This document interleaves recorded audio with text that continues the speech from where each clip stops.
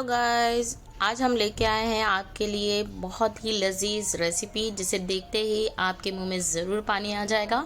आज हम चिकन टिक्का और फिश टिक्का दोनों बनाने वाले हैं और साथ ही हम देखेंगे HOH की एक स्पेशल रेसिपी जिसे हम थोड़े से ट्विस्ट के साथ चिकन और फिश दोनों बनाएंगे।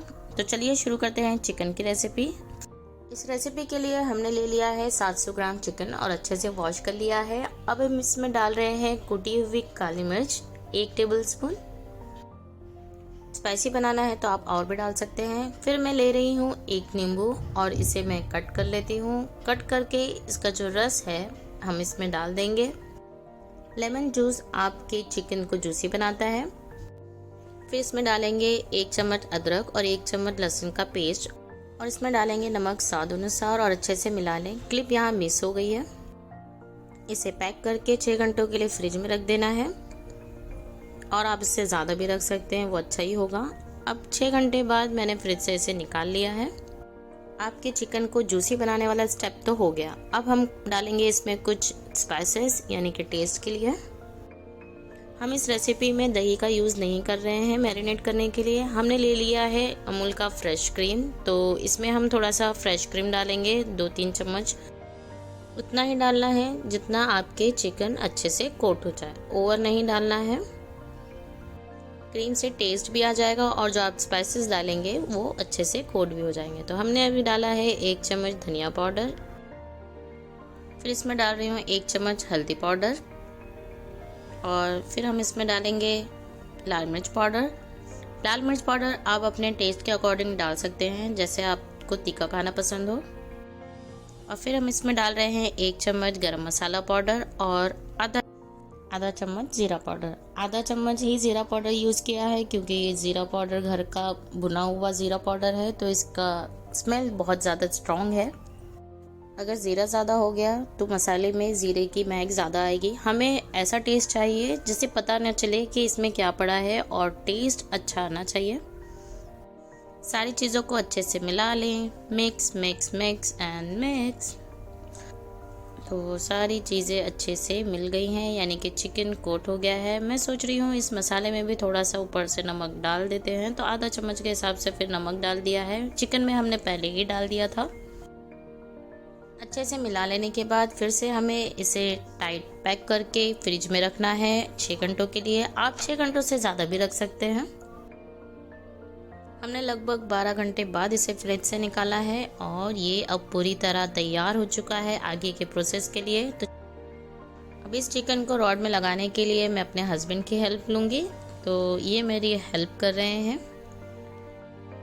एक एक पीसेस को अच्छे से रॉड में लगाना है और टू मेक श्योर कि ये गिरे ना जब आप इसे ग्रिल कर रहे हो। तो अब ये तैयार है ग्रिल करने के लिए। हमारे पास एक लोहे का तंदूर है जो हमने बनवाया है, उसी पे हम कर रहे हैं और हमने ब्लोअर का यूज़ किया है आग भड़काने के लिए। बीच बीच में हमने स्टार्टिंग में इस पे सरसों का यानी कि राई का तेल लगाया था। तो जब ये अच्छे से हो चुके हैं हम सारे पीसेस को अब निकाल लेते हैं। It's almost done. सारे पीसेस को निकाल लेने के बाद हम इस पे डाल रहे हैं अमूल का क्रीम और now this is ready to serve. तो ये हमारा चिकन टिक्का बनके तैयार हो चुका है। चलिए अब दूसरी रेसिपी की तरफ चलते हैं।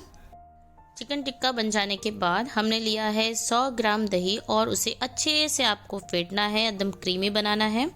अब चिकन टिक्का को हमने एक बाउल में लिया है और उस पर ये सारा दही हम डाल देंगे। तो ये एक स्टेप हो गया। नेक्स्ट स्टेप इज़ आपको लेना है बटर। हमने यहाँ पे अमूल का बटर लिया है और उसे माइक्रोवेव में मेल्ट कर लेते हैं। तो ये मेल्टेड बटर है और इसी बटर को आपको इस चिकन में डालना है जिसमें हमने दही पहले डाला था और अच्छे से मिक्स कर लेना है।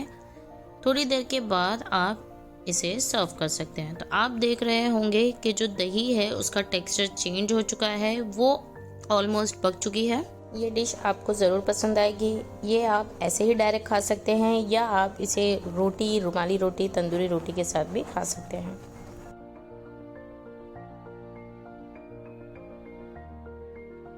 ज़रूरी नहीं कि सभी के पास सिगड़ी मौजूद हो, तो उसे आप कढ़ाई में भी तल सकते हैं, यानी कि हमने नॉन स्टिक का यूज़ किया है। कुछ हम ऐसे भी बना लेते हैं। ऑयल के गर्म हो जाने के बाद हमें पीसेस तेल में डाल देने हैं और इसे लो फ्लेम पे पकाना है ताकि अंदर तक के सारा जो बोन्स है या अंदर तक के गोश्त है वो अच्छे से पक जाए, यानी कि लगभग ये 10 से 15 मिनट लेगा।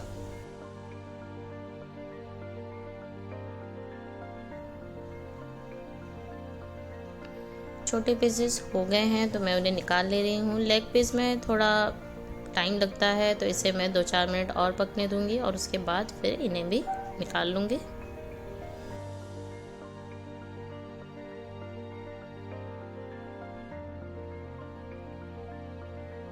चिकन को हमने एक बाउल में निकाल लिया है और ये देखने में ही टेम्पटिंग सा है। आगे कुछ करें या ना करें, इसे हम ऐसे भी खा सकते हैं। तो चलिए अभी इसके आगे की प्रोसेसिंग करते हैं।